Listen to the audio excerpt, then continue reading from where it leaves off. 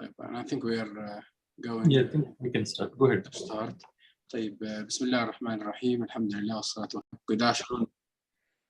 Good afternoon, everyone, and I would like to welcome all of you to this DADS event entitled Understanding and Supporting Intrinsic Motivations, organized by the Teaching and Learning Center at the Deanship. Our speaker for this event is Professor Jonathan Stolk. Just giving you a short bio about him. He joined Olin College in 2001 from Bucknell University, where he served as a visiting assistant professor in the Department of Chemical Engineering. Professor Stolk has a lot of work related to student engagement and learning. He collaborated with colleagues to prototype project-based and inter-transdisciplinary courses that invite students to emerge as a confident, agile, and self-directed learners. In the coming 2 hours for today's events, he will give you more insights and details on the topic. And I wish you all successful and enjoyable workshop with him. Now I think I will turn to our speaker, Professor Stolk, for his presentation. So Professor Stolk, you can go ahead. Okay, thank you. Thanks for the introduction. I'm going to go ahead and share my screen. See if this works. Can you all see that? Yes. Yes. Okay, great. So thanks so much for the invitation. It's really a pleasure to be with you on this afternoon for you, early morning for me. We're here to talk about understanding and designing for intrinsic motivation. So the motivation topic, I will say, is probably my favorite topic of all the things that I do work in. It's the most exciting, the most energizing. It's the thing that continues to be a mystery. It's like peeling an onion. The more I learn about motivation, the more interesting it is for me. So before we get started on the motivation topic, I thought I'd just share a little bit more about myself, if that's all right, and my motivations. So I joined Olin College, this small experimental school, in 2001 when it was still in its construction stage. So we didn't have students or a curriculum or even a campus, and got to be a part of building of a new school. And in doing so, got to experiment with some different pedagogical approaches and working with faculty from within technical fields, science and engineering, but also from outside of technical fields. And over time, I kind of developed an orientation towards doing integrated courses with people in arts and humanities, social science, business at times. So I do a lot of curriculum design. It's probably the biggest part of my job. And I try to create experiences that kind of live in overlapping spaces, different disciplines, or in what I refer to as in-between spaces, experiences that are kind of hard to describe with disciplinary tags. I also do research in a lot of different areas. I started out doing material science research early in my career, and then over time shifted to more social science work, specifically in topics like motivation, which we're talking about today, but increasingly kind of asking questions about educational systems and how they're designed to support or not support certain outcomes that we care about. And then finally, I do some educational consulting, workshops, working directly with groups of faculty who are trying to create new programs or revise their curriculum, get new educational things off the ground. But we're here today to talk about motivation. So I'd like to start with this question: why in the world do we care about intrinsic motivation specifically? I like this quote from Teresa Amabile. Some of you might have heard of Teresa. She got kind of famous for doing work in creativity. And she says, when people are inspired by their own interest and enjoyment, there's a better chance they will explore unlikely paths, take risks, and in the end produce something unique and useful. So making the connection between motivation and these things that we want ourselves and our students to do: explore new paths, take risks, and produce useful and unique things. So one of the things that's interesting about Teresa Amabile is she developed a conceptualization of creativity that has three parts, one of which is intrinsic motivation. So saw it as so important to creativity that it showed up as one of the three major components of her model for creativity. So today, what are we doing? So this is, I'd say it's kind of a workshop in that there are a couple activities where I'll ask you all to think about your own experiences and do some motivational mapping, predicting, describing, and also to do a little bit of design work, or at least a little ideation for things that you might try in your own classes. But the session is broken up into three parts. First, I'm going to introduce some motivation theory. That will mostly be me lecturing, but I welcome you to interrupt me at some point if you have questions. I can't see the chat window right now, but if you see something in the chat that you think might be interesting to discuss as a group or for me to respond to, please someone just jump in. Then we're going to examine motivation in our own courses. So I'm going to introduce a tool that we use at Olin College and in other schools for characterizing motivations, and invite you to do that for your own classes. Then we'll go back to a little more theory before we jump into exploring designing for positive motivations with the goal of intrinsic motivation, but I'll introduce some other motivations that are kind of interesting to think about. So with that, I'd like to start with this question for you, just to think about or reflect on. So take a moment to think about one of the classes that you teach, or you could think about your own work experience if you don't want to think about classes or don't teach classes. But if we focus on students or learners in our classroom environments, what do you see, what do you observe in students' responses to different activities or assignments that you give? And do you notice differences for different students? And do you notice motivational changes or shifts during an academic term? Sometimes we refer to peaks and valleys or ebbs and flows of motivation throughout a semester.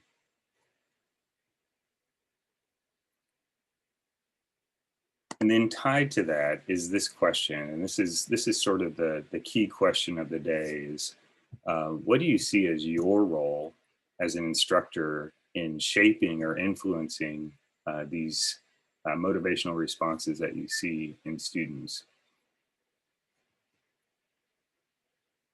Actually, I'll just take I'll pause for a second here. Does anyone have any comments that they'd like to offer in response to these prompts?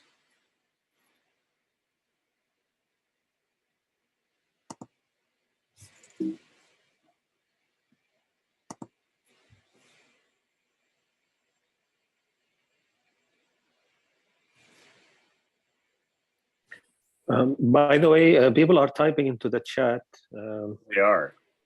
Yeah. So shall I can't actually see the chat while I'm sharing my slides. So let me just take a look there. I'm going to stop sharing for just a second. Okay, so we have an answer of yes to all the questions.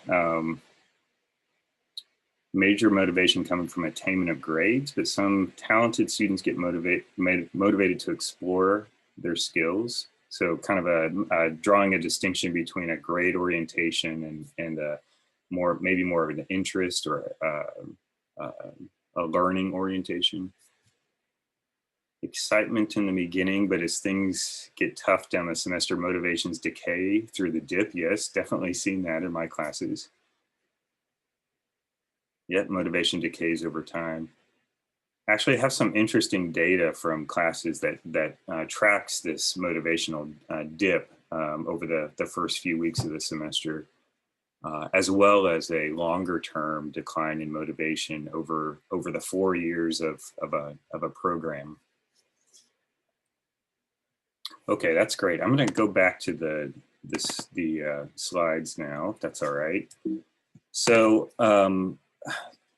let me just spend a few minutes introducing some motivation theory that might be familiar to some of you, but perhaps new to others. So a number of years ago, I, with my research team, kind of worked up a motivation model that we use to think about motivation in the context of all the other things that we think about as instructors. This is drawing on a lot of different motivation theories, but let me show you what I've got here. So when I think about motivation, this is maybe not a surprise. As a researcher in motivation, I kind of situate motivations as the center of the universe. So the picture, it shows up in the middle of this model.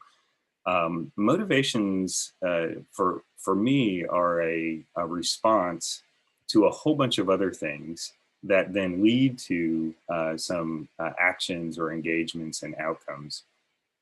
So if we go back to the left side of this diagram, so if we imagine a typical classroom context, so we're there doing something, engaging with students, giving a lecture, running around trying to support student projects. Different students are there, and they're coming there with different backgrounds and histories and values and beliefs and identities. And then the different classroom contexts look different.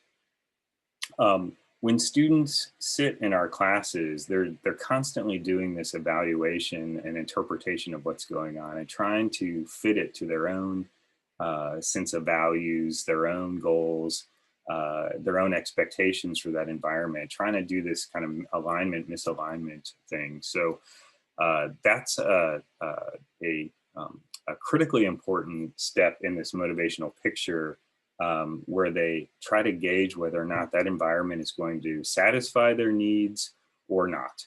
And then based on that, students or learners will adopt a different mode or type of motivation.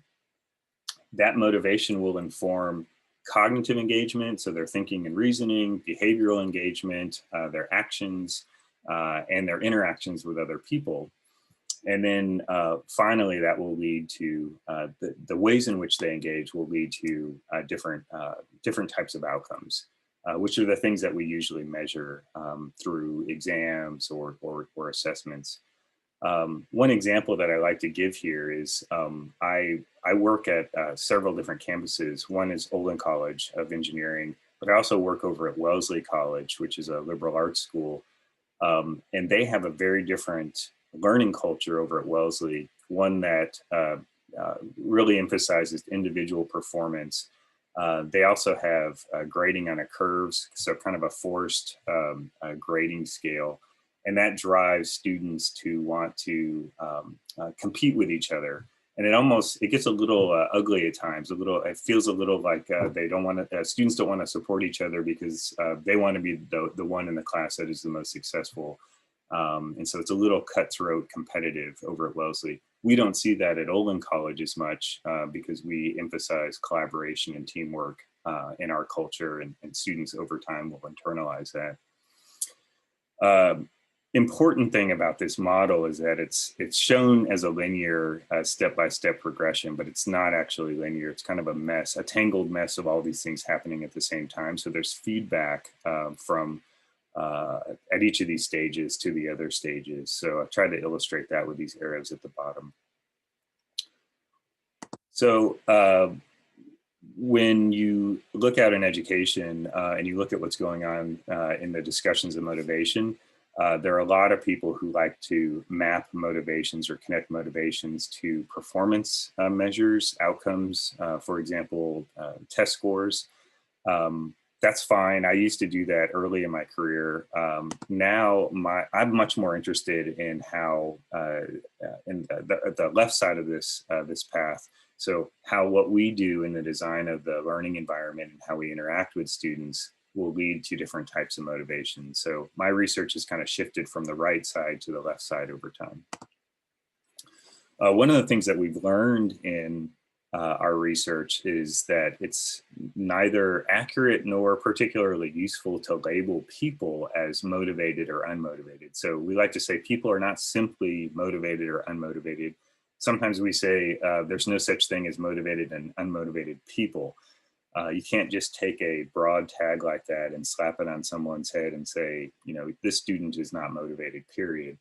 The example I like to give or to illustrate this is this picture. This is actually a picture of students at Olin College, and we like to. So we're a highly selective school. We like to think we're grabbing, you know, some of the best students from around the U.S. and putting them in this amazing environment, and they're going to be intrinsically driven all the time, oriented towards learning.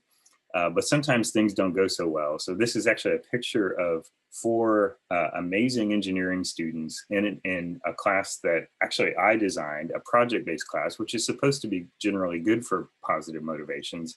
And it just wasn't working for them on this day. So you're looking at the best and the brightest, but not having a particularly great day from a motivation perspective. You might go down the hall and see a very different type of engagement depending on what's happening. So this is a design studio in the same building as that previous picture. And students seem pretty engaged with their instructors who are shown kind of at the bottom of the screen. But then you might go farther down the hall to maybe a lecture studio and see an entirely different type of motivational engagement. So when we think about motivation, we like to say that motivation is an interaction between a person and everything that's going around them in their environment. So don't think of motivation as a tag on people. Think about it as a connection between a person and the environment. And if you think about it that way, you can start to ask questions about how you might change the environment to shift the motivational response. It's helpful to have a motivation framework. The one that I use is from self-determination theory. So most of what I talk about today is coming from this particular motivation theory. I will note that there are many motivation theories. Some of you might be familiar with other theories. I like a lot of other ones, but this one's my favorite. I think it's the most complete motivation theory and the most helpful for course design. But you might have heard of expectancy value theory or attribution theory, social cognitive theories for motivation, maybe flow theory, lots of different, there's various goal theories. These are all great. I use all those other theories, but again, this is my favorite. Self-determination theory has a lot of different components. One of which is this thing called a self-determination continuum, which says we can map motivation on this continuum that ranging from amotivation to this thing called intrinsic motivation. I thought I'd just go through these 4. The actual theory has more types of motivation mapped out on this continuum, but I like this simplified version. It's a little easier to understand. So let's go through each of these: amotivation, external regulation, identified regulation, and intrinsic motivation. First, amotivation. So amotivation is a disconnection between your action and any outcome, good or bad. It's feelings of just kind of drifting along, even though you're in a space and you're doing some stuff, you're not quite sure why you're doing it or what it's leading to. This is a picture of, again, you know, some of the world's finest engineering students in a class that wasn't particularly engaging for them at this time. In a classroom environment, amotivation might look like students saying things like, it doesn't matter how hard I study, I'm going to fail this exam. So kind of a disconnection between their effort and an outcome. Not sure why I'm doing this, or I feel like I'm just going through the motions. Moving up the continuum to external regulation. This is what most of us think of when we say extrinsic drive or extrinsic motivation. It's either striving for a reward or trying to avoid a punishment. So carrots and sticks, rewards and punishments. Students might say things like, if I don't get good grades, someone's going to be mad at me, or my parents are going to kill me. Something bad's going to happen. Just tell me what I need to do to get an A in the class. So I see this quite a lot, even at a place like Olin College. It tries to encourage more positive motivations. we see this grade orientation that's kind of driving behavior, which is not especially healthy if that's the main reason why students are engaging. Or I don't want to disappoint my instructor. Again, this is kind of a funny one in that we want our students to have respect for us and engage with us positively. That might lead to them wanting to do things to please us. But if that's the only mode of engagement or the primary reason why they're doing things, it doesn't necessarily lead to great outcomes. Identified regulation. So moving up, you notice a change in color from hot colors to cooler colors. Identified regulation, I use 3 words to describe this: value, utility, or importance. So it's valuable, it's useful, or it's important. Those are the things tied to this type of mode of engagement or motivation. This is a little bit funnier to try to find a picture for in a class. What I've shown here is a couple of students who are working on a project, and they seem kind of engaged, but they're not smiling. They don't seem like they're having a joyful time, but they seem kind of interested in what they're doing. So identified regulation, again, a value-based drive. Students might say things like, I don't love circuits, but I see why it's important to this degree program that I'm in, or to this class that I'm taking. This project might help me get an internship at a design firm. So kind of saying like, I don't care so much about this thing I'm working on, but it's connected to this other thing that I might care a lot more about. Or this activity wasn't always fun, but I gained some useful skills. So kind of a utility value or a functional role of that engagement. And then finally, moving up to the top, this is the holy grail of motivation, intrinsic motivation. The words that are used to describe intrinsic motivation are things like enjoyment, a deep internalized interest, passion sometimes, fun. So students, you see it in the classroom when students are smiling and they're totally engaged and they don't want to leave. They might say things like, I get to do what I love in this class. I can't wait to get back to the studio to finish my project, or that experience was so much fun. So those are the 4 types of motivation that I like to think about when I'm measuring motivation or trying to design for motivation. So again, a simplified version of the self-determination continuum. In the handouts, which I think you all received, I have a little summary of the self-determination continuum at the top of page 1. So that's there for your reference. You can also find this in the literature pretty easily if you just do a Google search for self-determination continuum or self-determination theory. You might be asking at this point if it matters. Sometimes this question comes up. Do I care which one of these or which different types of motivation students show in my classroom environment?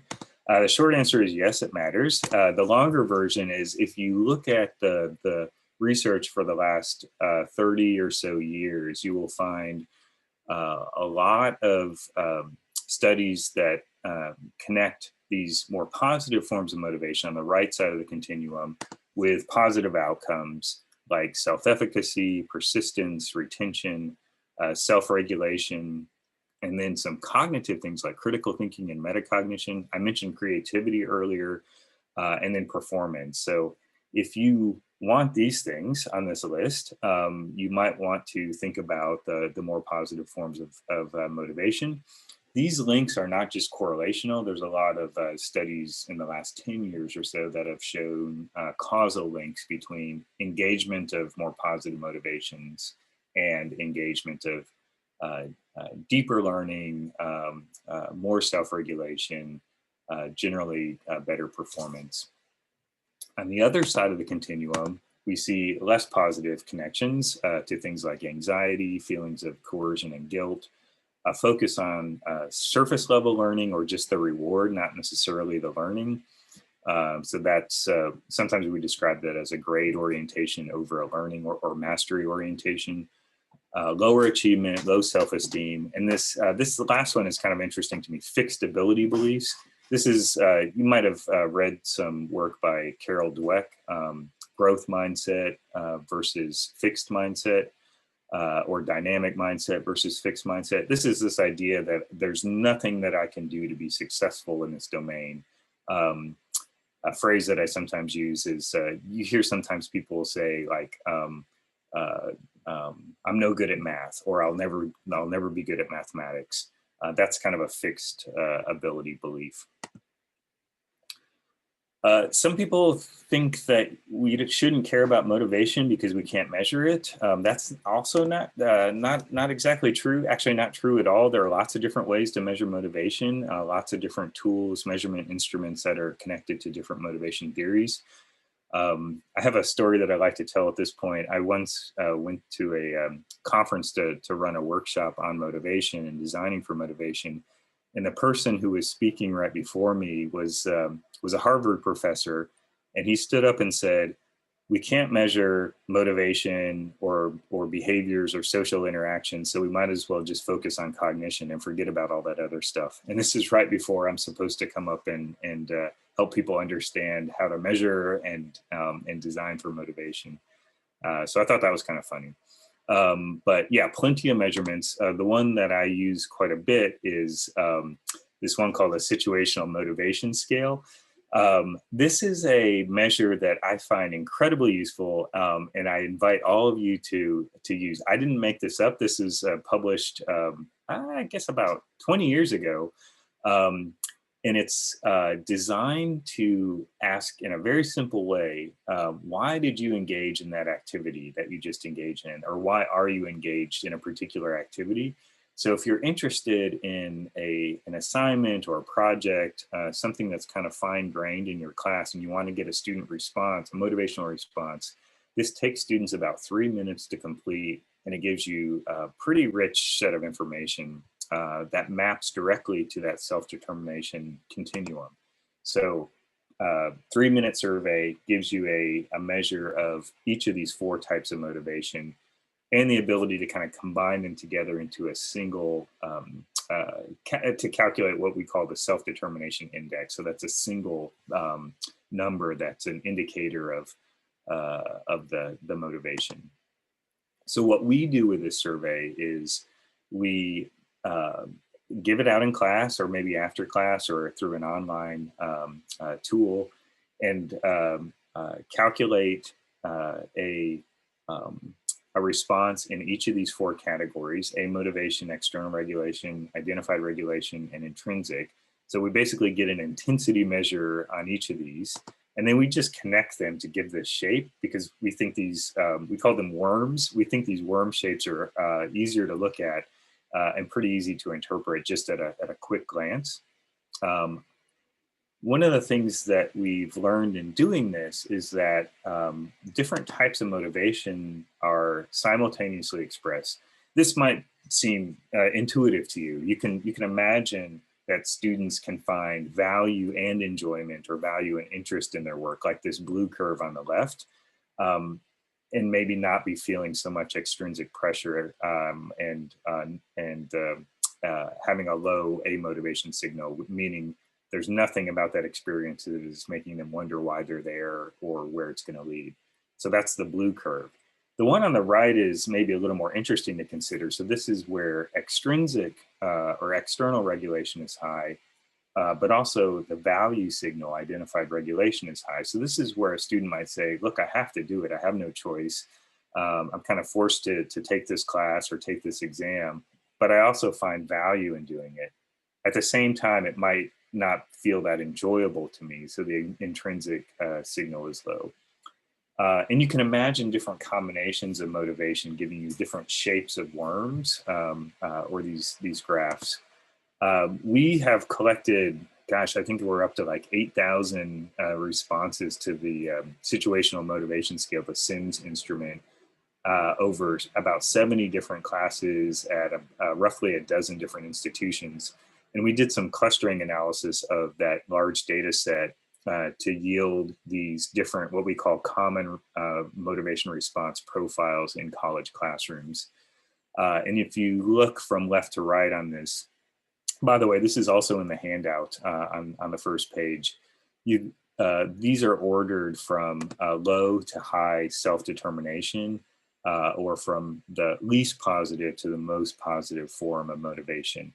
It might be interesting to kind of look at this and ask, like, when do I see these in my classes? If so, when? What's the distribution of responses in a given group of students?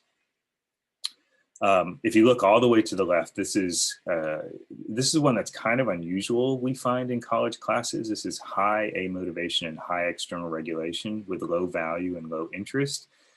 We don't see this very much. Not very many responses fall into that category. What is more common is high external regulation and low everything else. So this bright red curve.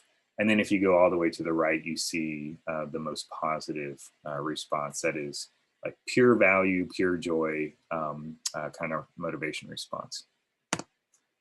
Again, this is given in the handout, and it's also published in International Journal of STEM Education if you want to look at the full analysis. Okay, so that's the theory. Hope you all are doing okay with that.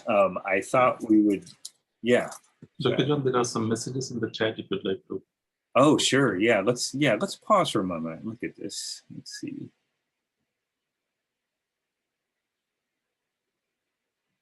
So I'm going to back up. Let's see. We got most students are motivated by grades, especially if you're teaching freshman courses. Interesting. So I might ask with the grade orientation, if you see that at your school, it might be something that is beyond a particular class. It might be more cultural at the school, or maybe more broadly cultural.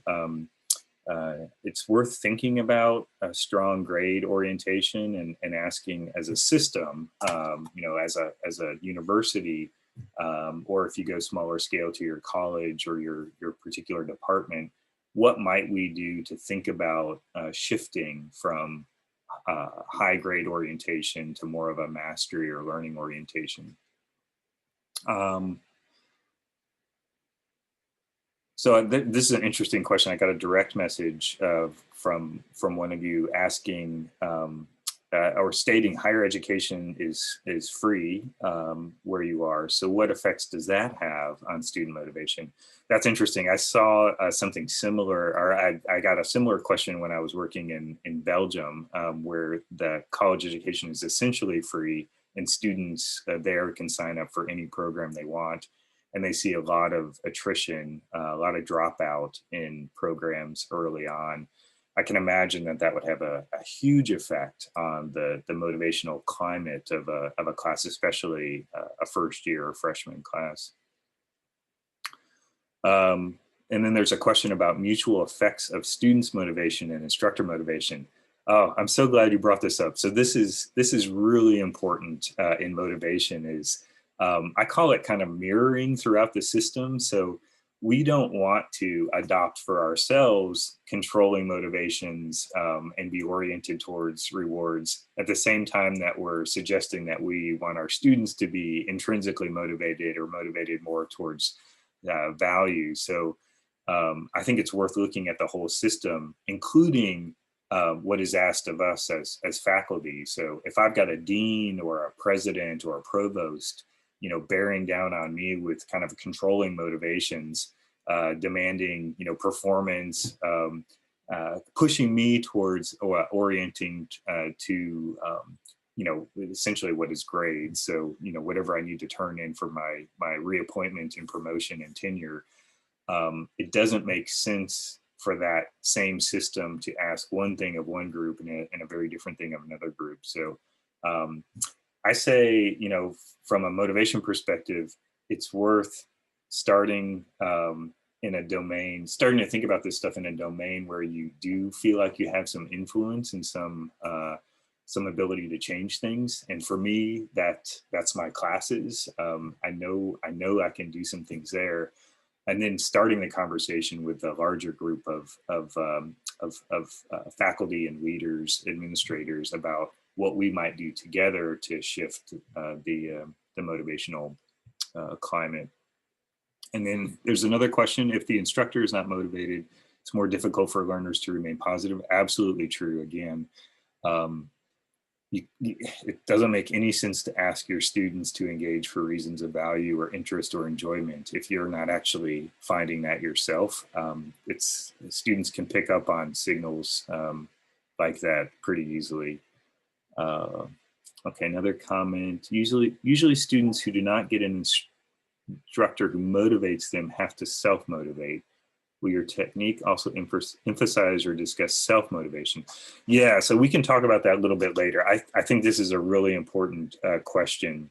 There is, in the same way that we think about metacognitive skills, people who do work in motivation think about meta-motivational skills, or you can think about that as self-regulating motivation. So being able to understand your own motivation and how that's interacting with your environment, and being able to shift how you're thinking about an environment or shift the environment yourself to regulate your motivational response.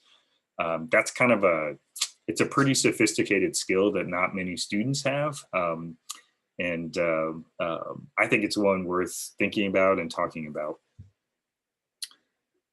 And then the last comment is interesting. We should do the same survey. Oh, really easy. If you need help with this survey, I'd be happy to help.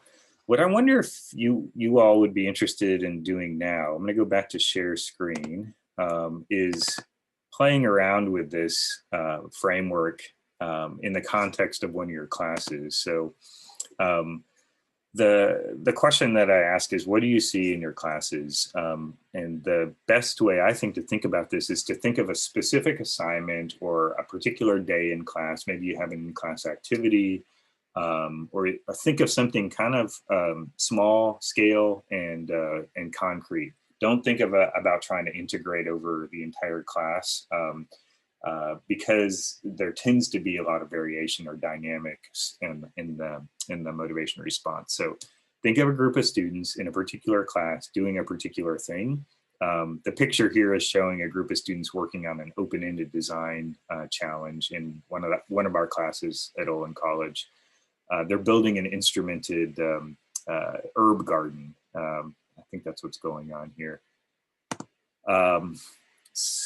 Here's another picture. This is a student taking a human-centered design class and maybe feeling not so engaged at the moment, or maybe he's just deep in thought.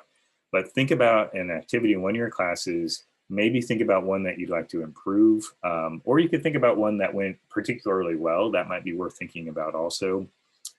And grab that page 3 of the handout and take a few minutes just sketching out what you would expect the whole group's response to look like. So what do you see from the class on average?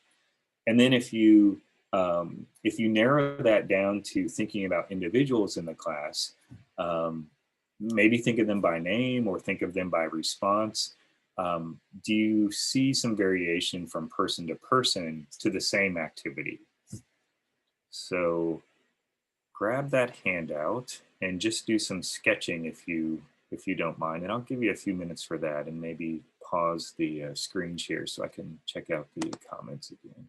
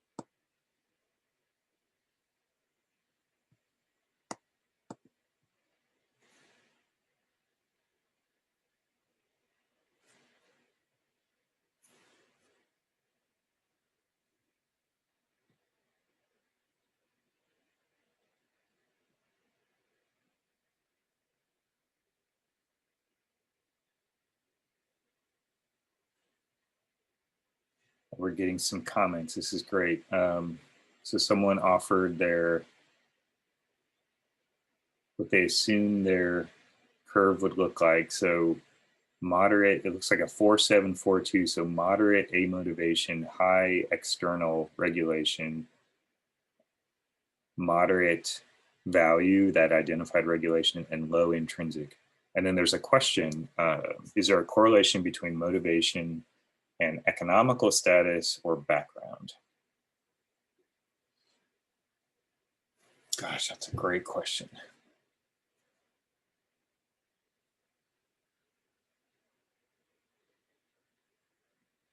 I'm trying to think if I've seen any publications that look at that, like socioeconomic status in particular.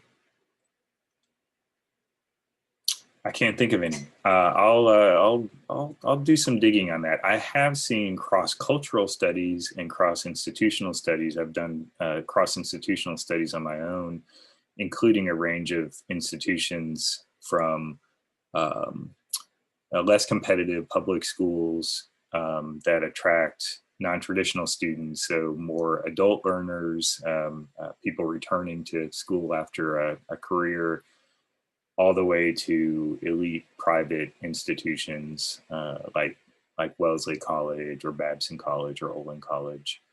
And what we see is a lot more variation within schools and within classes than we see between schools.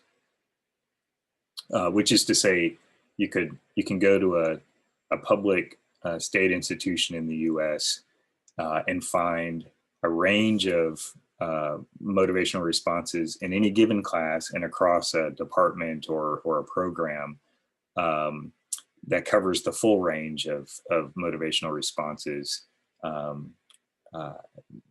Even within the same department, we've seen high external regulation in one class to high internal regulation or identified regulation and an intrinsic motivation from the same students in the same year in the same program, but in different classes. And we see that same spread or variation at elite private schools and less competitive public institutions. Getting some more responses. I'm seeing pretty high external regulation in the scores that you're sharing.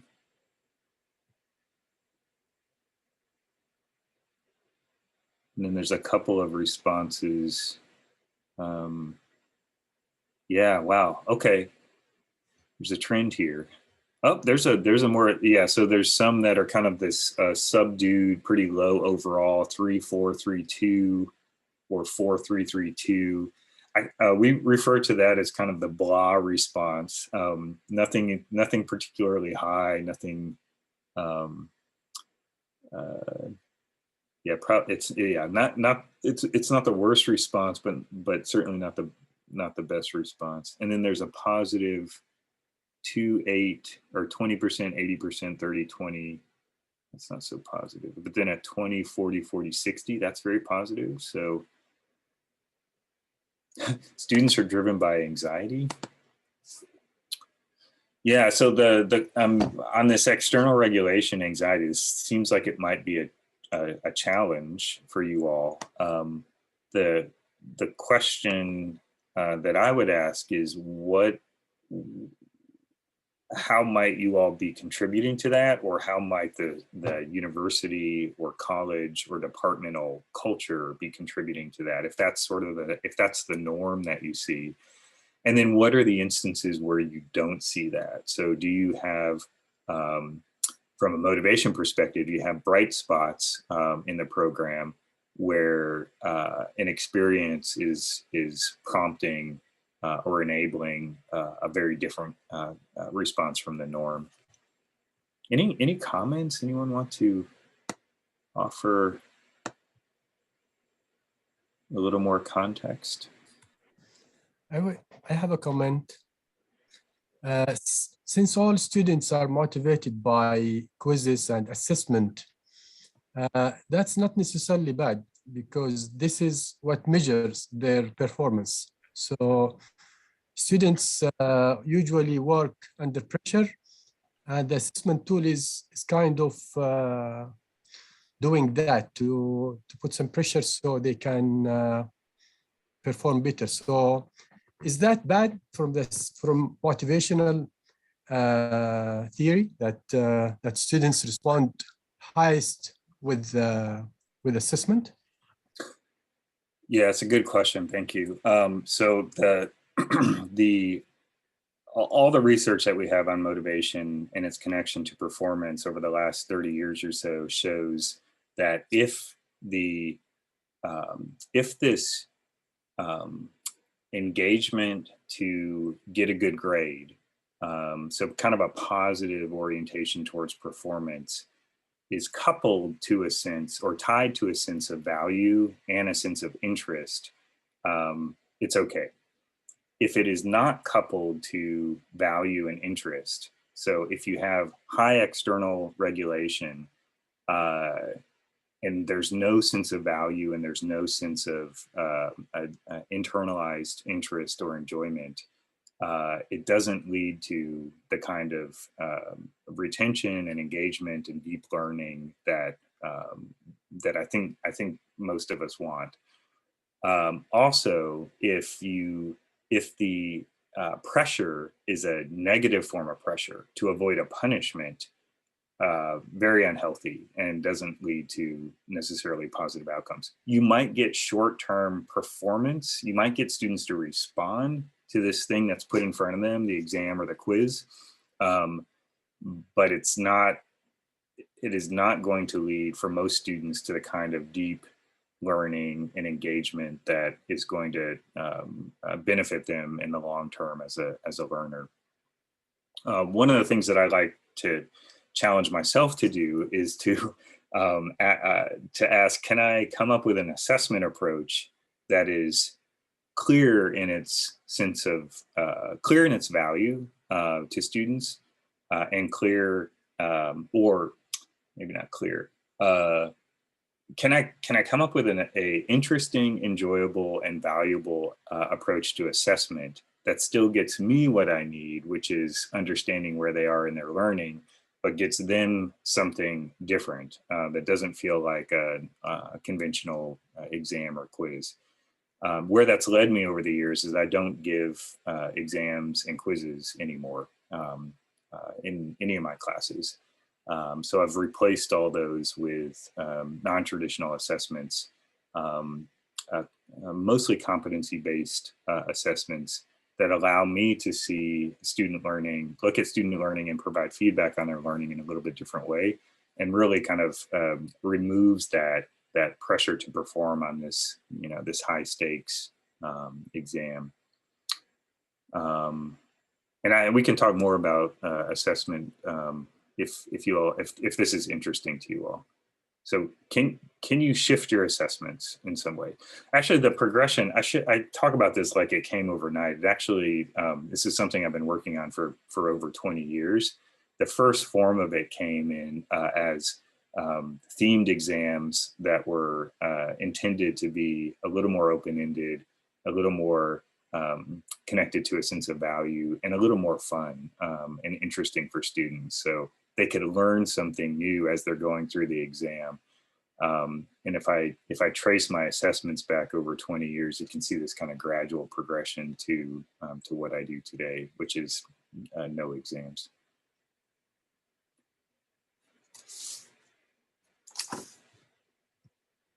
Okay, more comments. I think we get too obsessed with measurement and forget what matters most. At the end, what has the student learned after the course is over, after the final, after a year? How will this actually help them? Yeah, it's a great comment. Thank you. At the end of a 4-year degree, the outcome expected by students is to get a job. Okay, so that's like a utility value orientation, perhaps. It maybe depends on how they're viewing the job. Job they have no knowledge about essentially drops their excitement of learning. Rather, the skill most of the student learn is about competition. Interesting. Yeah, so job connecting to a job is what some students do. We don't see this in all students, at least at Olin College, and in the motivation research that we've conducted in the U.S., mostly in the U.S. It would be interesting to do a cross-cultural study of job orientation, because I do hear different things when I work with folks in Brazil in particular. What we see in the US schools is that a subset of students have this very strong job orientation that they try to use as a kind of a filter for all their engagement in all their classes. So if they can't connect it to this longer term aspiration to get a particular job, their motivation will shift to a less positive mode. If they can, then they tend to adopt more positive motivation. So we don't see that in all students. Other students are much more oriented on the here and now of the learning experience. And other students are connecting the experience to other things like, like the grade in the class. So, oh yeah, so comment to tell you more about replacing exams with something more meaningful. Yeah, that might be another workshop. We might have to get back together. I do a session on non-traditional assessment approaches, but maybe at the end we can spend a little time on that. Did anyone? I wonder if anyone could comment. I'm gonna. Someone is raising his hands. Maybe you can, Dr. Yahya. Oh, Dr. Yahya. Yes, I just want to point out that the model in KFUPM is different than the model in Olin College. So it's a 5-year where in the first year and in the second year is the freshman year for us. You can tell very clearly what drives the student behavior. They have to pass the exams, and the student basically, I wouldn't say they are driven by the grade, because, but they really want to pass the exams, especially in the first and second year, so that they can have like a stable path in KFUPM.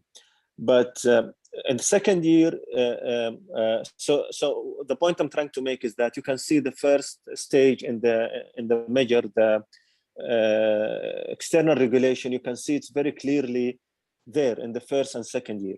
So I'm not sure about whether the idea of eliminating exam in the first and second year is a valid one.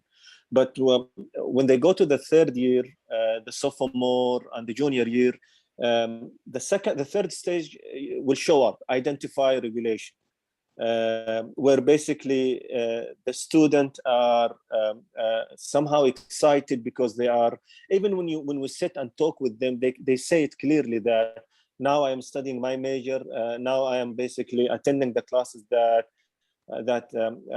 I want, and this is why I came to KFUPM. And when it comes to the fourth year, especially in the senior design project, it's clearly you can tell that, at least for a good portion of the student, that they are driven by intrinsic motivation, because they want to realize all what they have, the knowledge they have accumulated over the years in the senior design project. Now, some people might say that it's too late, that we are delaying this intrinsic motivation until the fourth year. We should basically the students should experience it early in their journey in KFUPM. But it seems that this is by design, the way we are designing the curriculum in KFUPM.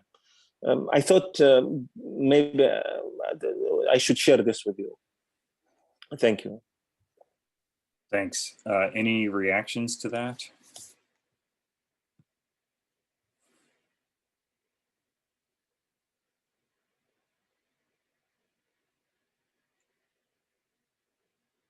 I will say I think it's interesting.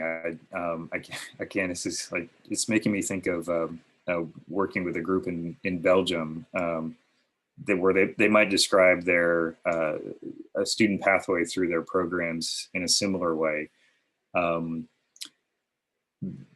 The group I worked with in Belgium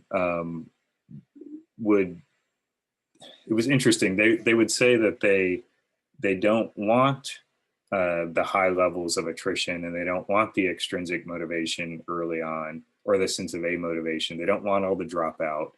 But then they would also say that it's kind of by design, that they need it and want it. So it was, I could sense a tension there. So I guess I wonder, like, what would happen if you shifted some of the value-oriented motivation and the intrinsic motivation from the sophomore, junior, and senior experiences down to the first year? What do you think the effects would be?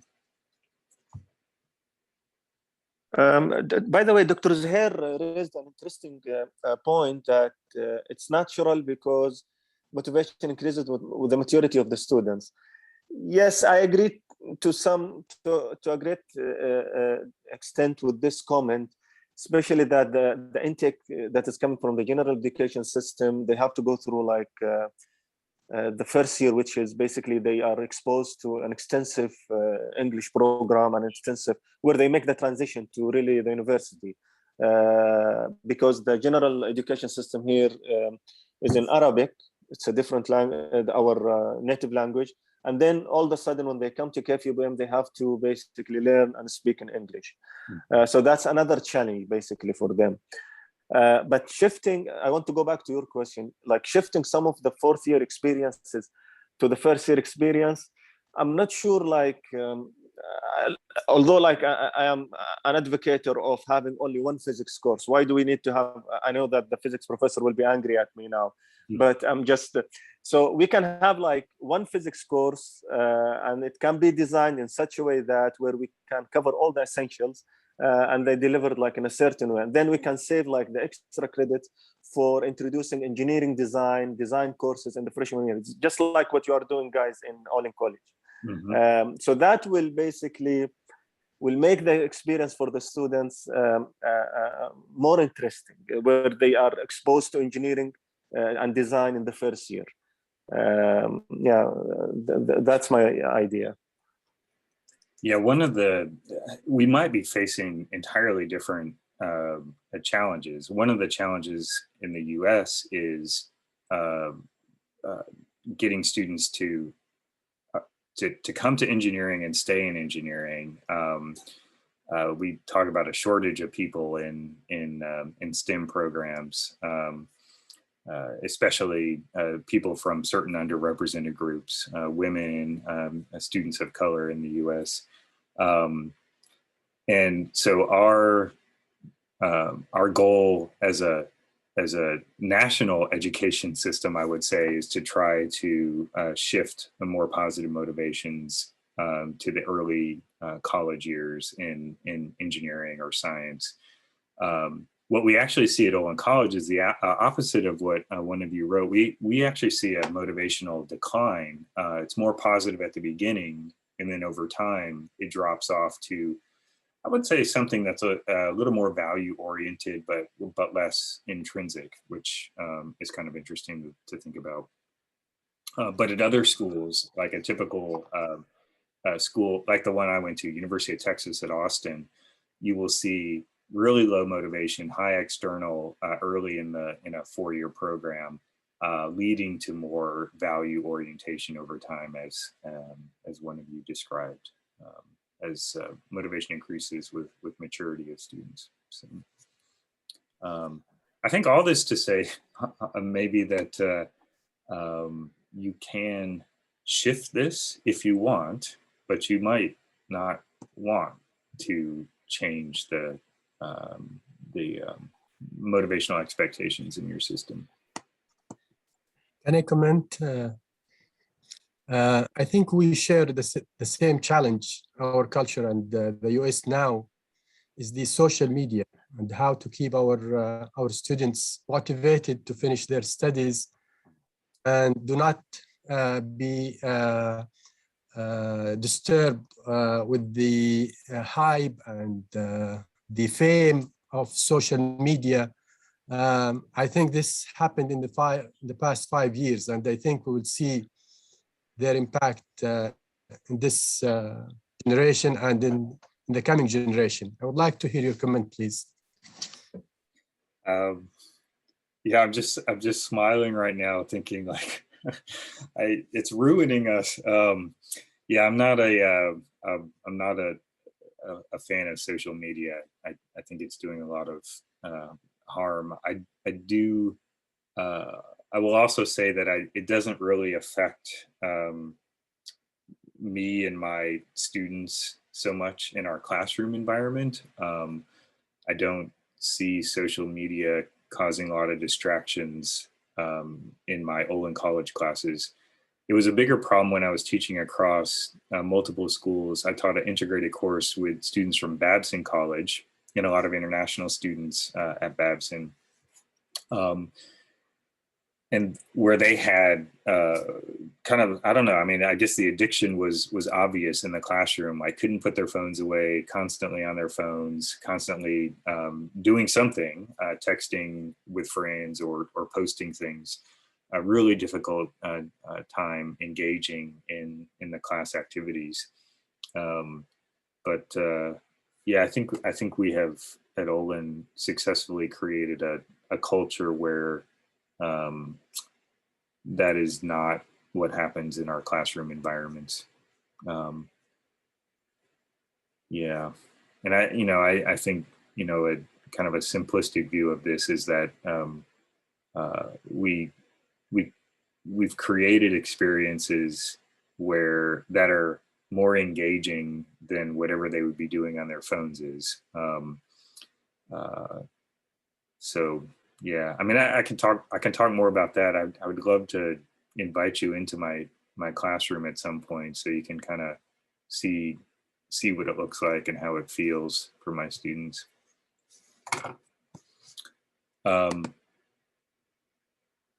Let me show you, let's see.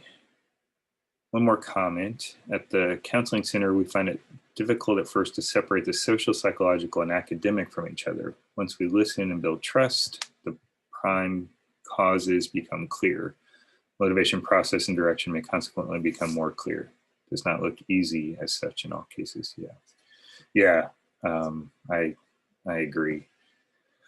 Would y'all like to see some data from my class that I've been kind of referring to my own classroom environment? Let me show you what this actually looks like. You all see that? So this is a set of data that I just collected about 2 weeks ago in one of my project-based classes in materials science. It's a class called Materials Creation, Consumption, and Impact. So kind of trying to consider materials and materials systems in broader context. And I gave a 1 week mini project where I asked students to collect a bunch of data on their use of plastics and then create a visual representation of that they could share with the class. So a week of plastics was the name of the assignment. At the end of that assignment, I asked them to fill out that SIM survey. And I just wanted to show this to give you a sense of what real data looks like from one of my classes just a couple weeks ago. So the colored dots are single responses to on each of these scales. And you can see a motivation is quite low. External regulation covers a wide range. Identified regulation, the value-based drive, a little bit higher, but still a big range. And intrinsic motivation, quite a big range also. And the overall shape is pretty positive. Although if I looked at this, I'd say, I wonder if there's anything I can do to get this external regulation down a little bit and the intrinsic motivation up a little bit. Although when I looked at this, I thought, yeah, that's not too bad, actually. That's actually a pretty positive response at the group level. At the individual level, that's this set of graphs. So the graph on the right shows individual responses in light gray, and then the same mean response with error bars in black. And if you look at the graph on the right, you see most of the responses are pretty positive. There's kind of this clustering of responses around the more positive forms of motivation. But there are a few that stand out to me as different. One is this graph that has a high external regulation peak. You can see that dot in orange over here on the left, and then drops down to pretty low, moderate value and moderate intrinsic motivation. And then there's this curve, which is low value, low intrinsic motivation, high external. And then there's this curve, which is kind of interesting. It's high value, but not much enjoyment and interest. So what I do with these SIMS data sets is I'll look at them on the whole and ask, how was that activity for the class generally? And then I'll just scan the individual responses and ask, is there anyone that really wasn't into this or was engaging for reasons of external regulation only, and think about what that might mean for that individual.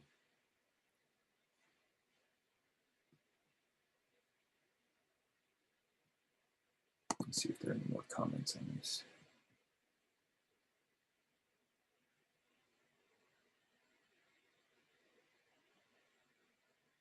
Oh, this is I like this question. How can I explain a distribution like 20, so low A motivation, 80, high external, 20, low value, 80, high interest and enjoyment? Can it make any sense? So we actually see that response on occasion. It's not one of the common responses, but we've definitely seen it before. So this is a response where students feel like they have to do it. There's some external pressure to engage, and it's kind of fun, but they don't see the value in it. So it's like, yeah, it's an up down up motivation worm. Definitely seen it before. So wow, that was really fun, and I had to do it. I didn't have any choice, but I don't see any particular value in that experience. Games in classes sometimes trigger this response.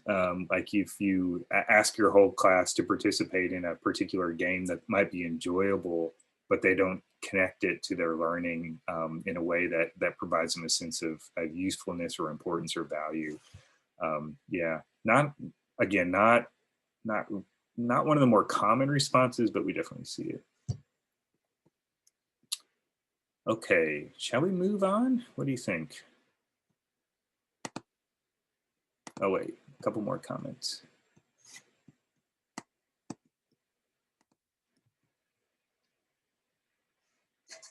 Expect high motivation if the assignment is related to major challenges such as climate and recycling. Oh, that's great. So that's a nice transition to where we're heading next, which is trying to explain where these signals are coming from.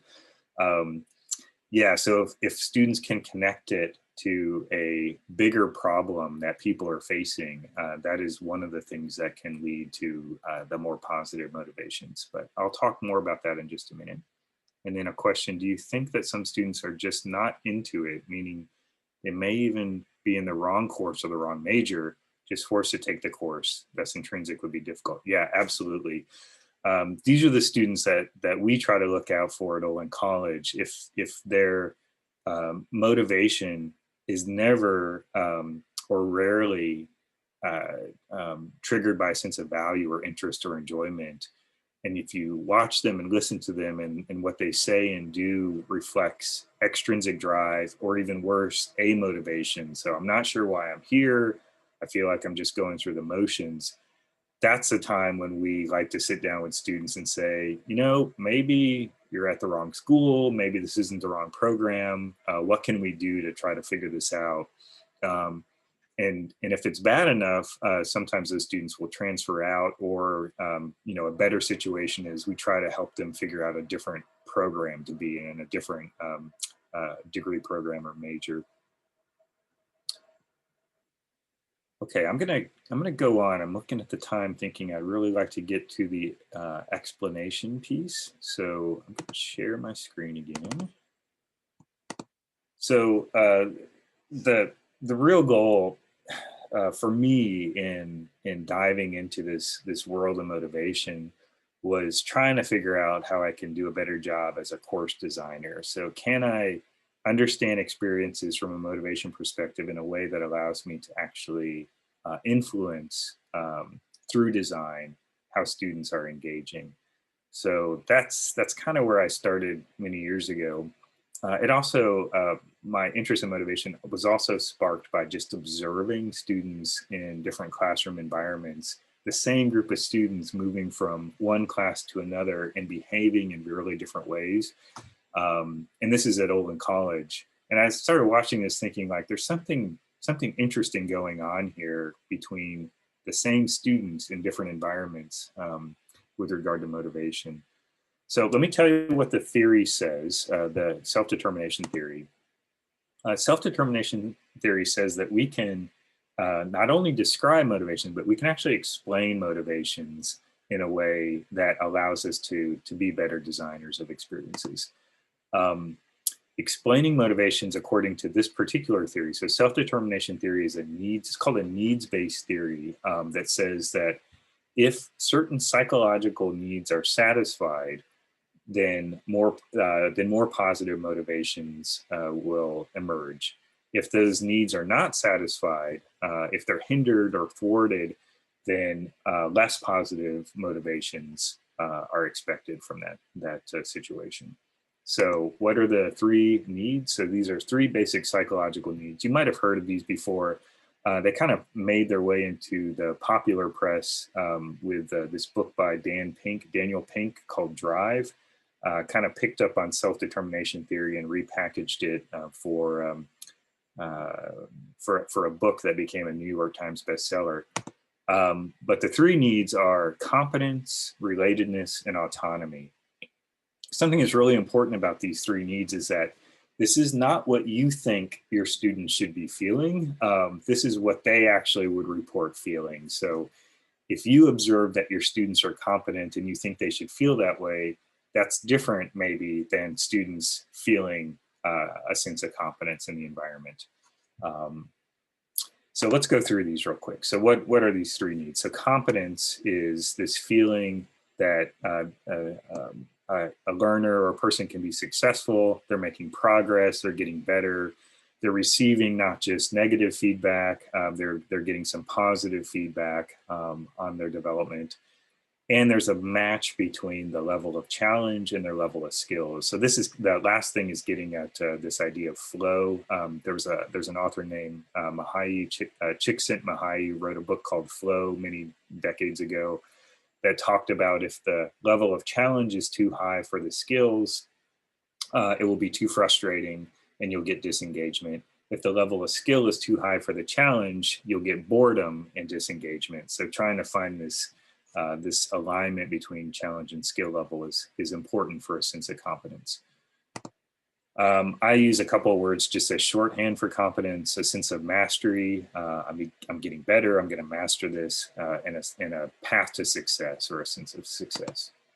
Oh, and the picture there is we start in the first semester at Olin College with a number of different project-based experiences, including this one, which is this is a photo of the first day of class in a class called Quantitative Engineering Analysis, where students are asked to design and build boats to meet certain design criteria before they know anything about boat design or have the quantitative skills or tools to do so.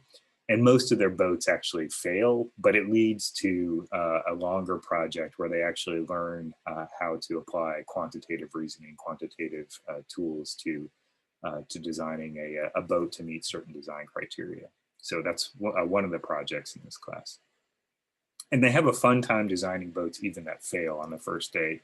But it is kind of funny that almost all the boats fail to meet the design specs. So relatedness is the next one. So this is a positive and supportive connection to other people. And this can come in a lot of different ways. So if students would say, I feel a sense of friendship with the peers in my class, or I belong to a group or community, this might come from a professional society membership or a connection to some group on campus. It could come through a feeling of being in a cohort with other people in your major or your degree program. I feel like what I do matters to others. So this is it kind of ties back to that comment that one of you had a few minutes ago about if students can connect the work they're doing to people outside the classroom, you know, maybe it's in addressing a global challenge or addressing a societal need of some sort, maybe connecting with a local community to address a need that people have through their work.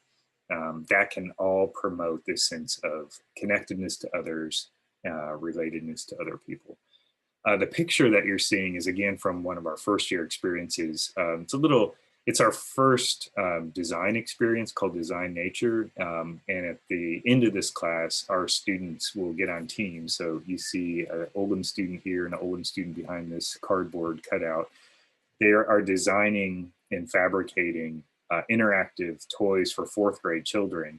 And at the end of the semester, we bring in about 75 fourth graders to test and evaluate those interactive games that our students have designed.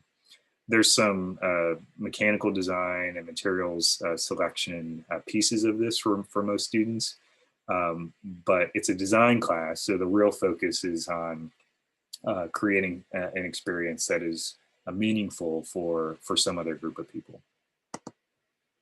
So relatedness, care, belonging, connections to others that feel positive to you. And then the last one is autonomy. I think this one's the hardest one for college instructors to kind of get their arms around, but it's really important to intrinsic motivation. So autonomy is this sense of freedom, control, volition. So you're choosing how to do things. You have freedom to express yourself and your own ideas. You're making meaningful choices and taking control of your learning. So basically the idea of choice and control.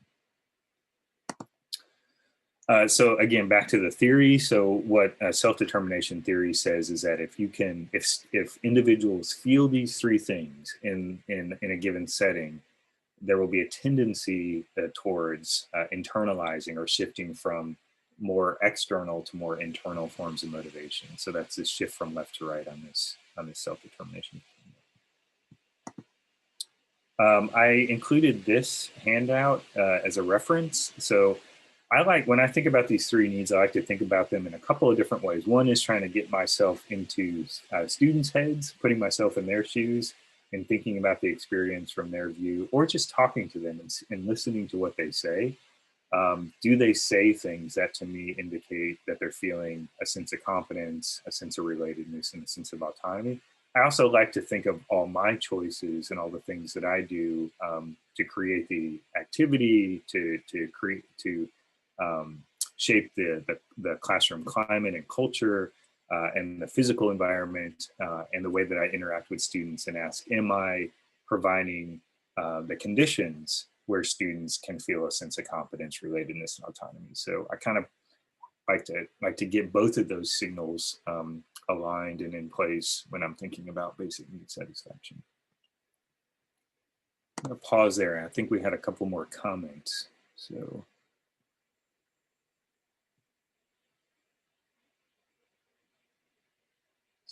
we have, that's what I was talking about, engineering in the freshman year, lucky in the CCM college to have 2 of our courses in the freshman year. So I'd love to hear more about those if anyone wants to comment on ICS 104 and ICS 108. Yes. So basically, remember in my earlier comment when I said that it's better to have like an engineering experience in the freshman year. This would cultivate intrinsic motivation in the student. And this is what you are doing in all in college, that the students are exposed to engineering early on in their path through the college. Now, in our new college, College of Computing and Mathematics, we are lucky to have 2 of our courses in the freshman year. Now, before we used to have like just an introductory programming course for all the students in the university. Now, last year, I was teaching the second course in the second semester, which is ICS 108, which is an advanced course in programming for the first batch in the new program. And I was like I can tell very clearly that the students, because they're exposed to programming early on, they are motivated and they really want to pursue their major, whether it is computer science, software engineering, or even computer engineering, because we get to talk with the students about what they are going to see in the remaining 3 years. So they are motivated, and also this will help us to retain them in our program. Now, I wish if we can do something similar, like to have an engineering design course in the freshman year. This will definitely help to retain the students. It will minimize the switching between majors, and it will help us to cultivate this intrinsic motivation. They can see their major, their discipline. An electrical engineer will start appreciating electrical engineering in the freshman year. A mechanical engineer will start appreciating mechanical engineering in the freshman year. It's not enough just to like see the science, they need to see the applied part of it. Yeah, that's my comment. Thank you for that. I would agree with that approach. It's what we do at Olin. We try to put a number of different experiences in the very first semester that will allow students to kind of play out the future scenario in different engineering directions. So you saw the design experience.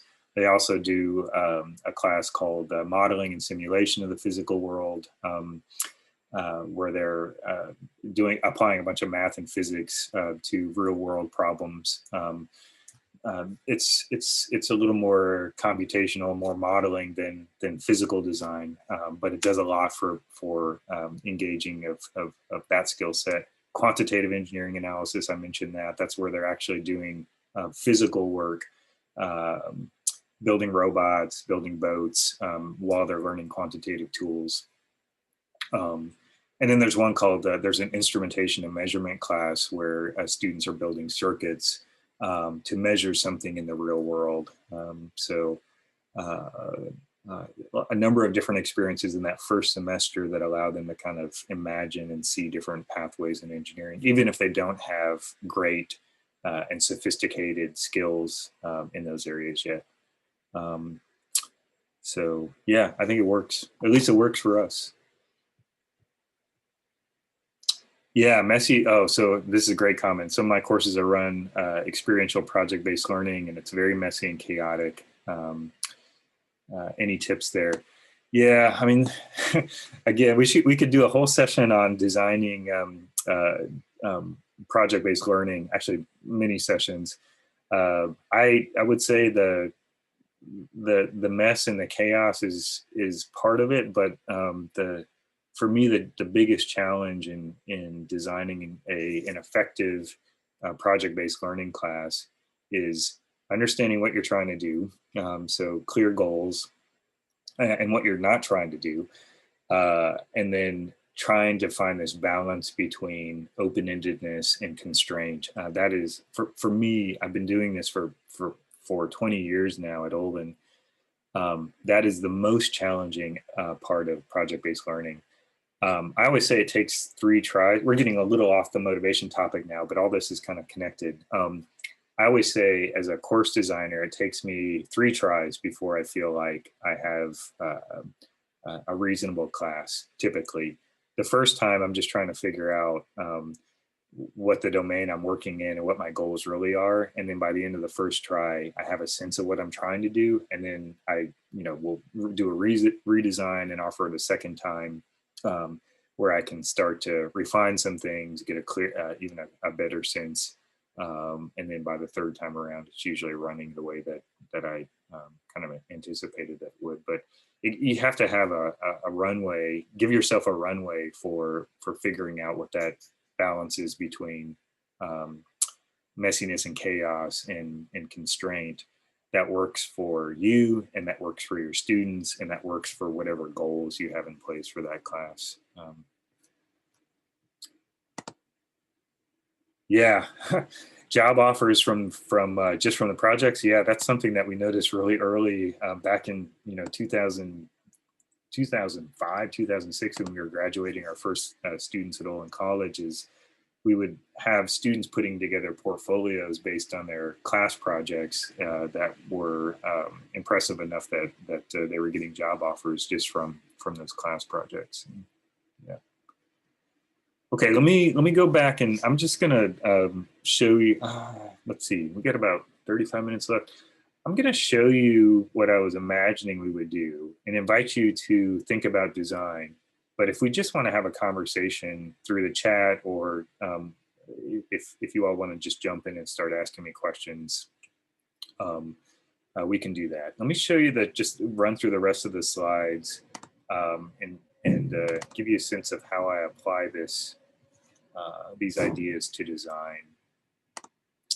So this is probably pretty clear by now, but I believe, and the theory and the research would suggest that the right learning conditions can promote those more positive motivations, so value-based or interest-based motivation.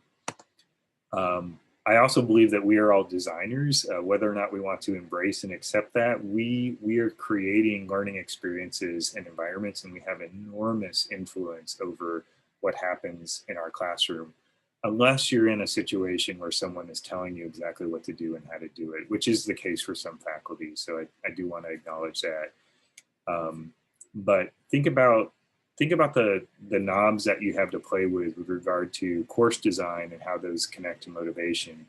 And I would say start messing with them. Start playing with things in different ways. Because I do believe in what we've seen in our research is that we can shift the course design, shift the experience, and see a response in motivations.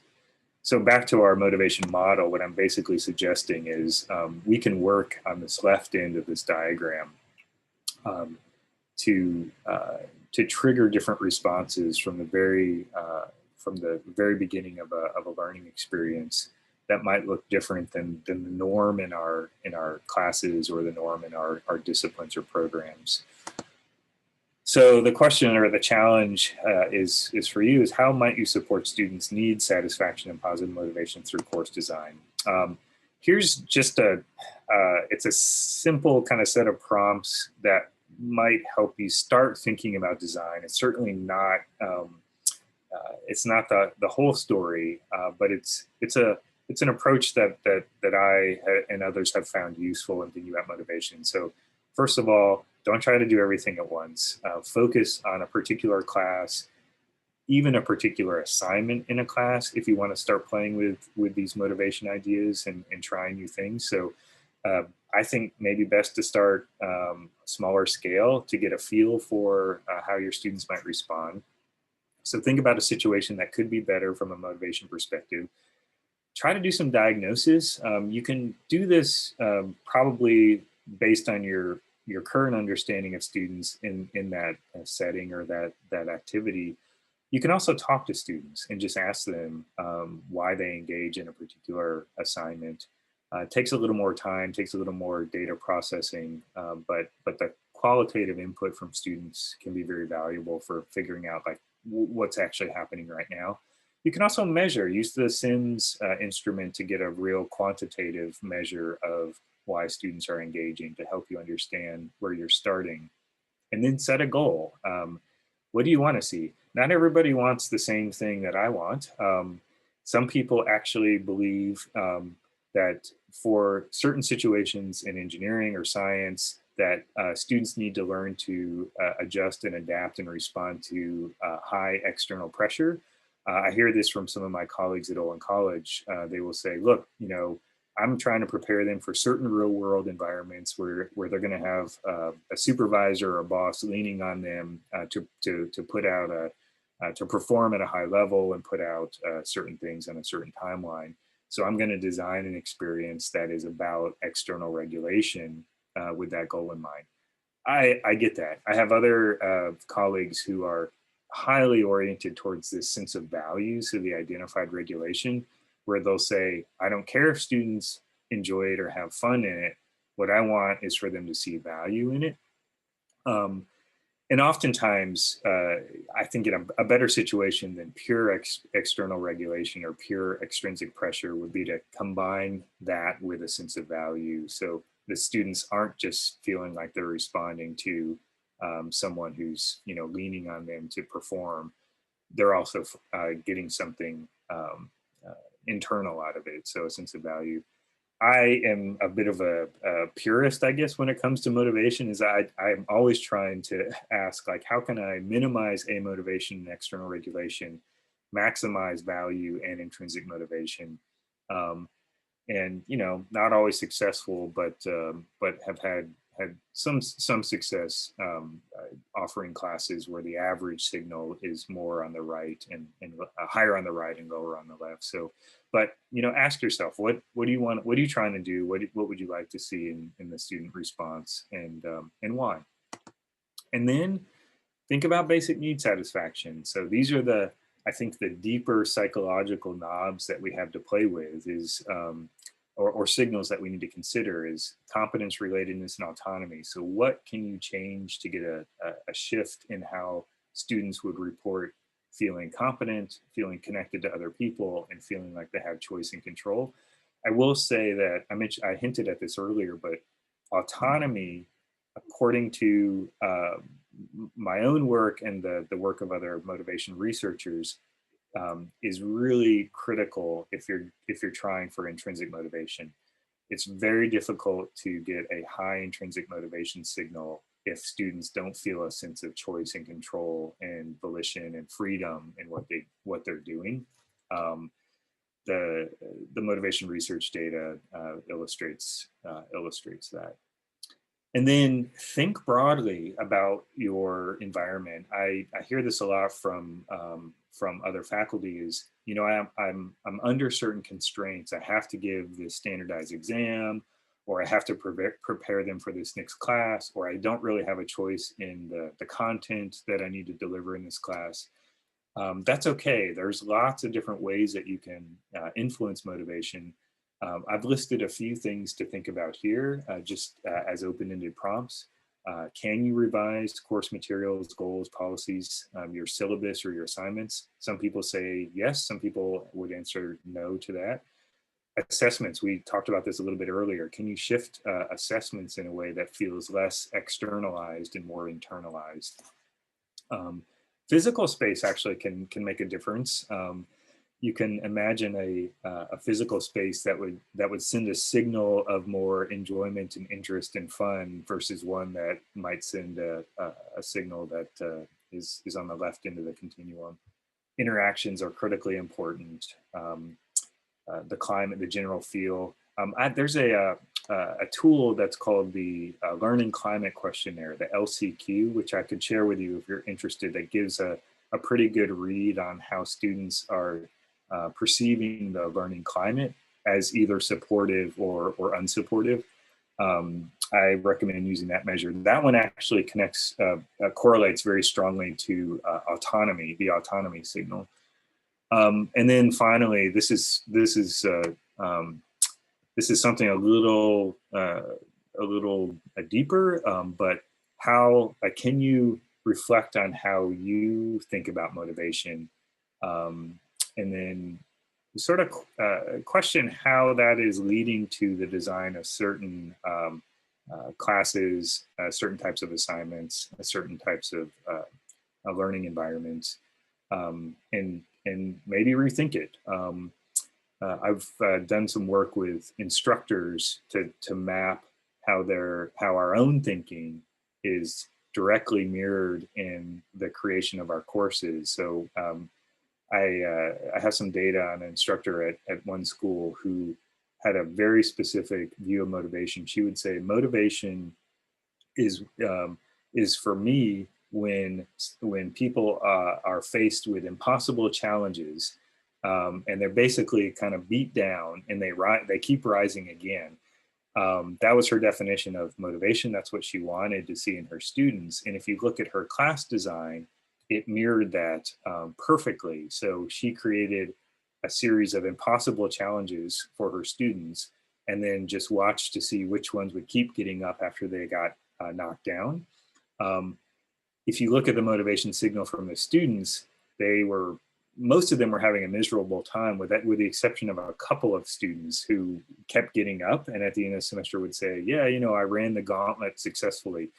It didn't provide a particularly positive environment for most of the students in the class, however. So that's what I mean by kind of questioning your beliefs and values around motivation. So that's a proposed kind of approach to design. I thought I would stop there and maybe just open it up to a few more questions, a little discussion, or if you want to take some time and play with those design prompts, that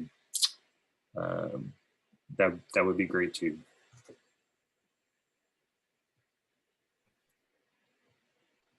I'm looking at your comments now. Oh, someone was about to jump in. I'm sorry, I just cut you off.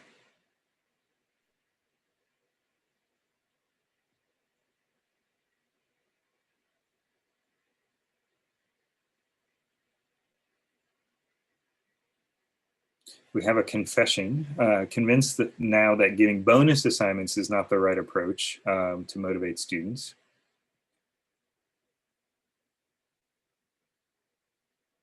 Actually, this is it seems that it's a common practice. Usually, when we talk with the senior professor here, the first thing they will tell us that to motivate the student, give them like bonus assignment so that you can influence their behavior and they can work more. At least it's a common thing that I see almost in most of the courses. But now I'm a little bit educated about this theory, motivation theory. Well, I can say confidently that I don't think it's the right approach. Because as you have showed, like there is like a spectrum that we need to think, where do we map the student to, which region in that spectrum, and the motivation will change over time. So this motivation and designing our classes around motivation, I think this is new, at least for me, and I would love really to learn more about it. So thank you. Thank you for that comment. It's very nice. Yeah, I would agree with the bonus assignments. I think the way that I handle, if there is such a thing as a bonus assignment in my class, it is framed as a mastery learning experience. So what I do in my classes is there's no exams. There's week-to-week assignments that they submit. And what I say in my class is you can go back and look at my feedback on anything and spend more time on an assignment to make it better.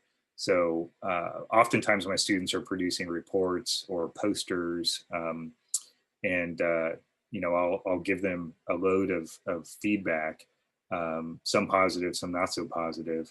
And if they want, they can take the time to go back and, you know, process my feedback and incorporate it into a revision of their poster or their report or whatever it is they're producing. So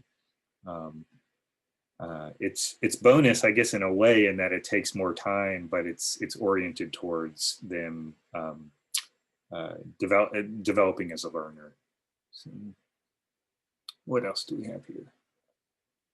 There's some temporary limitations in classroom redesign given the social distance limits. Oh yeah, imposed by COVID-19 regulations. Yeah, the COVID remote learning situation was really difficult for me and for us generally at Olin College. So much of what we do is based on in-person, hands-on engagement, where we're all running around design studios and laboratories. Yeah, someone just said I was torturing you when I showed you pictures from our classrooms. So I had, you know, like all of you, I had to redesign courses for the remote learning environment. And what I try to do is project-based learning, but remotely. And it was incredibly challenging. What I noticed is that I'd love to hear from some of you, your experience, but what I noticed is students had an easier time engaging motivationally in short duration more constrained activities. For example, in-class discussions and in-class hands-on activities that we were all doing together in the moment, and a harder time, much more difficult time, engaging with positive motivation in these longer term projects. So I had 2 6-week projects in my classes, and sustaining those in a remote learning environment with teammates was incredibly challenging for my students. Teaming generally was really rough. So I actually have data that the SIMS data, the situational motivation data, that looks quite different if I just consider the data from the in-class activities and discussions, which were again shorter in duration, more constrained, compared to the project work. The project work was substantially less positive compared to the in-class activities. So that was a little depressing. I have a question. You made a comment about an observation that you have made, that you noticed that the student motivation declines as the students become very close to graduation compared to their first year and second year.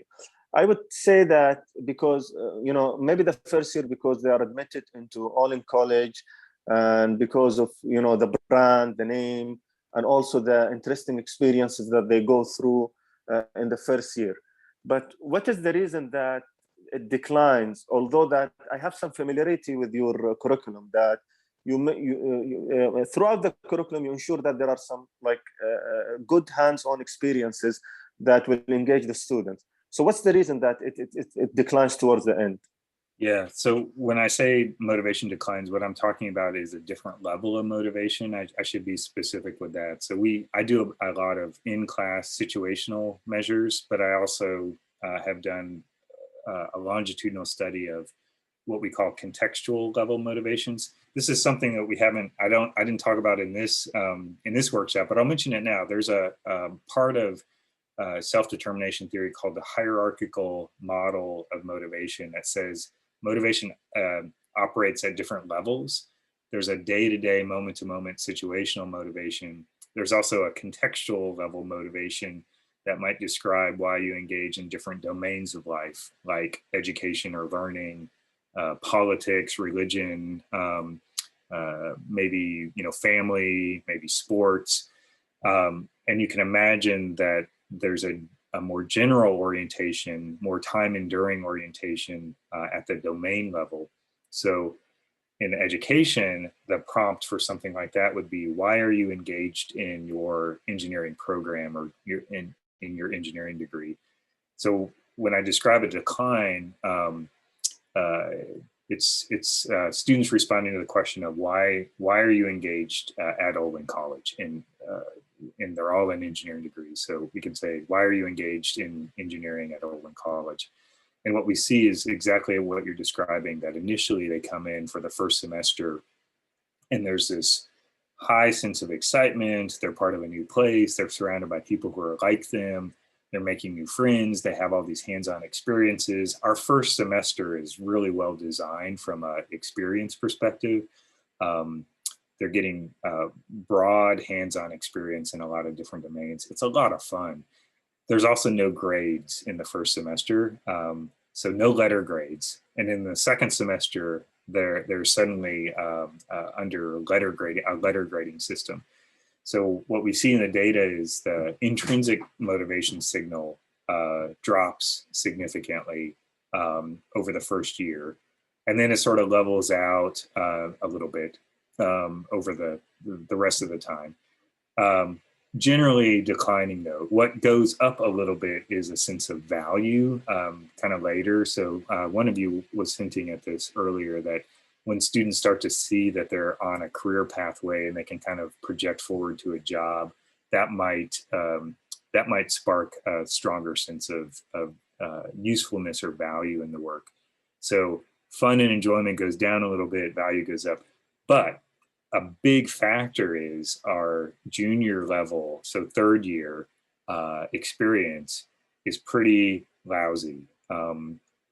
we've been saying for 20 years that our junior year needs some love. When we started at Olin College, we put a lot of energy into the first year, some energy into the second year, and a lot of energy into the capstone project. So the capstone experience is pretty well developed. We know what it does. We know what it's trying to do, and it does those things pretty well. The first year is very well developed, but the stuff in the middle is less so. And so junior year in particular, students are suddenly asked to engage in more traditional looking learning experiences where, you know, I had students come into my class the other day. So I teach a project-based material science class, and they said in one of their other classes, they have in-class timed exams, just like their friends at other schools are taking. And I'm like, huh, that's unusual. I didn't think we had that at Olin College anymore. So that's one of the reasons why we see this shift in motivation to more, it's not bad. It's just less intrinsic and more external and value oriented.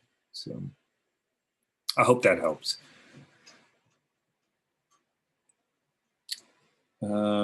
Let's see, other comments. Yeah, so someone questioning the bonus conversation. Don't think bonuses are the real problem, but it's how we use them and when it's worth it. Yeah. So yeah, what I would recommend with something like bonuses is just think about what is it you're trying to do? Is that the right tool? And is it having the response that you want? And if it's driving more sort of division among students, and if it's shifting students to more of a grade orientation, then I might think about a redesign.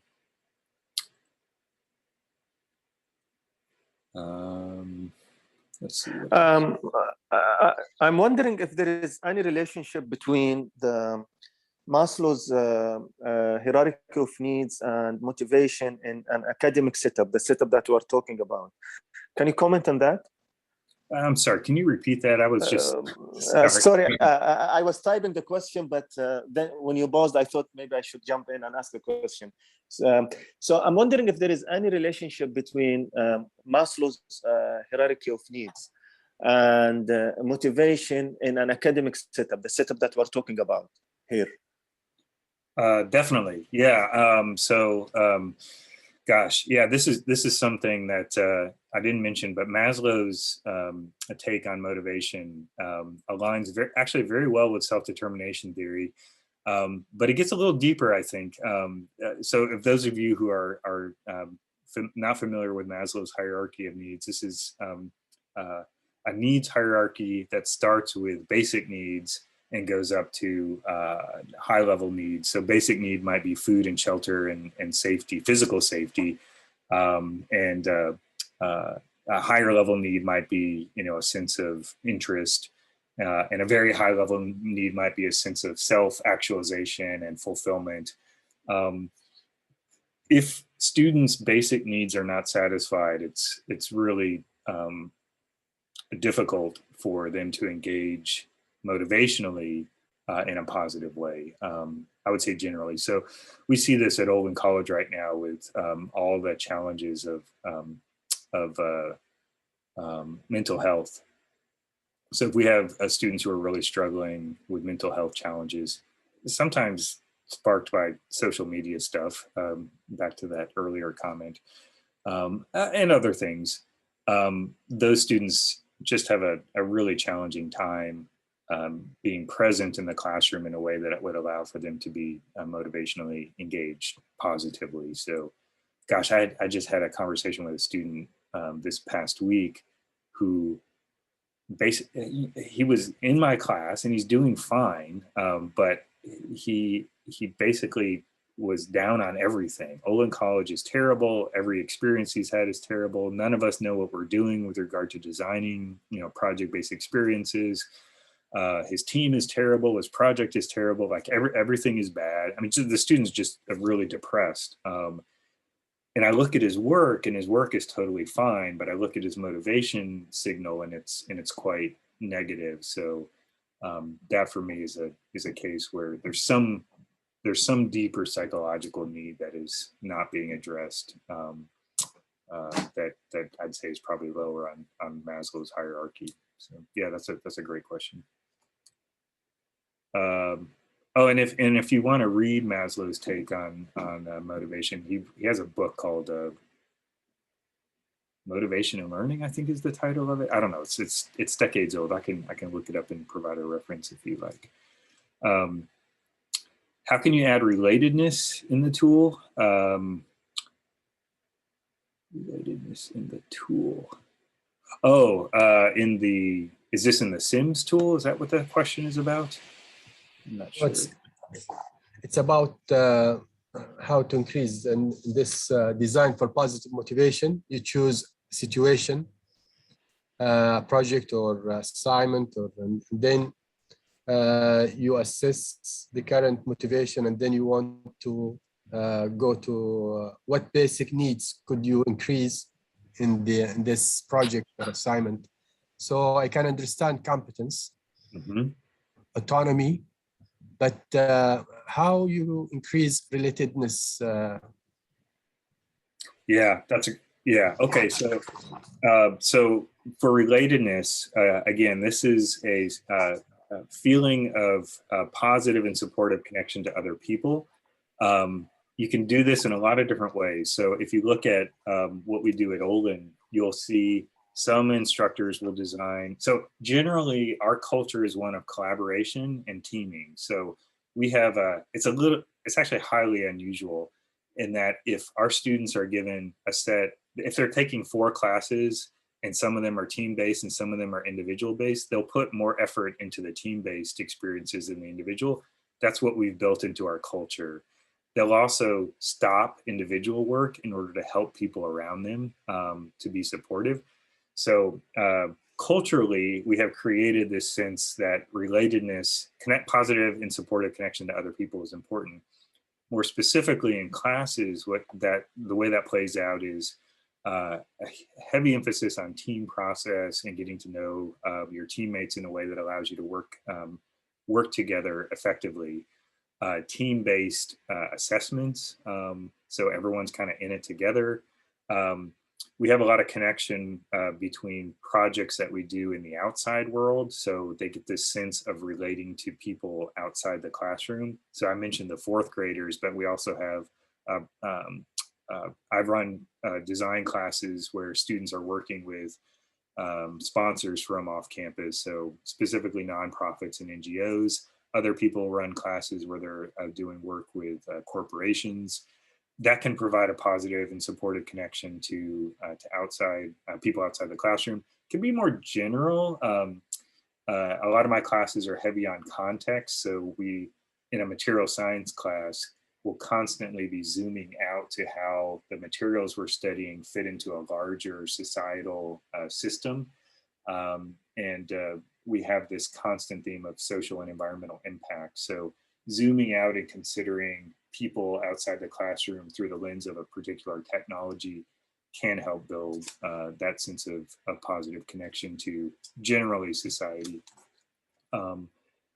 So, I mean, there's, if you can't do that, if you can't design projects that have a connection to some people group, there are lots of things you can do in a traditional class in like peer teaching and learning, peer support, even simple things like a think, pair, share activity where the goal is for students to support each other in their thinking and their sorting through of problems.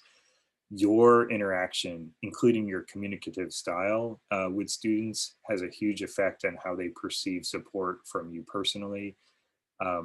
I'll share with you this learning climate questionnaire that, again, the LCQ. It has a number of prompts that help me think about what I do to support relatedness or what I could do. So yeah, hopefully that helps. I don't know, does that give you some ideas? Yeah, I'm also thinking about sharing with the students some tools that they might enrich their experience, like databases, some software and so on, which is maybe related to some society. For example, American Society of Mechanical Engineers, they have a database or they have a tool. So if I add this element in the project, so does this also serve in relatedness to bring them to see the bigger society of their activity? Yeah, I think that definitely could. So one of the things that we see in our research data is that different students will find different ways to connect with people. And for some students, that sense of being part of a profession or professional society is really important, a really important aspect of their motivation. You're making me think of a student we had involved in a research study that just could not stop talking about their professional society in engineering, and another student who could not stop mentioning, like every single week, the student would mention becoming part of the medical profession. So that was a positive connection that student was finding to some group of people outside the classroom that I didn't really understand and couldn't do much with, but that was really important to them. So.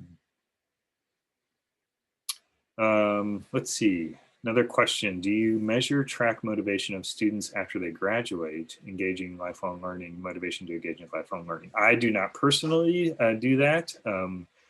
There are there's some studies out there that look at motivation of individuals post-graduation, but I don't do that myself. Might be interesting to see. I'm looking at the time thinking if anyone wants to jump in with a last question or two or comments, we've got a couple more minutes, but before we... Yeah, we have only just 3 minutes more, So I will share in my slides if you all would like to have those. I also wanted to just briefly sort of return to this question. Does this change how you think about your role in shaping students' motivational responses? So think about it, continue to play with this question if you're interested, and get in touch. This is like I said, my favorite topic, and I would love to engage and understand the challenges that you face in your context. That will certainly be interesting and helpful to me. Thank you all again. Some acknowledgements are shown in this slide. So we got some funding from National Science Foundation. We've worked with lots of people. I had a research team working on this. And then I've got a list of citations. It's kind of a long list, but I have one bolded, and that's the study where we did the clustering analysis to show those different shapes of motivation that were typical in college classes. Might be an interesting one to look at. So that is all. Oh, and I had more data to show you if anyone asked, but I don't think we need to do that now. Okay. So thank you so much. On behalf of the Deanship of Academic Development, I would like to thank you, Dr. Jonathan Stolk. Thank you for being with us today, for sharing your experience. I would also like to thank the participants. We hope you have found something useful in the workshop. Tomorrow is another day with workshops on the program-based learning. So hope to see you there. Special thanks to also our chief host, Mr. Sanaullah. So thank you, everyone. Thanks so much. Dr. Jonathan, we hope to see you next time. Thank you so much. Yeah, my pleasure. Thank you all. Thanks so much for the great questions. Take care. Thank you. Thank you so much. Thank you.